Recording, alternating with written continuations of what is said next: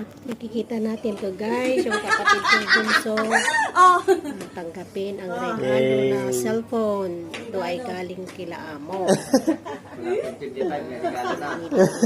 Ang iPad or cellphone. Sabi ko kay amo, cellphone na lang para sa kapatid kong lalaki dahil hindi pa siya nakaranas ng cellphone na may na touchscreen. Sabi ko ano kaya nakatulala. Kabuti ng mga amo Nagmumuni-muni. dahil yung cellphone na sinabi ko na kahilingan, ayan, hawak na ngayon ng aking kapatid, my younger brother. Meron na mama. Saya ng aking kapatid dahil nabigyan siya ng cellphone. Ayan, ito ay nagbakasyon ako nung December.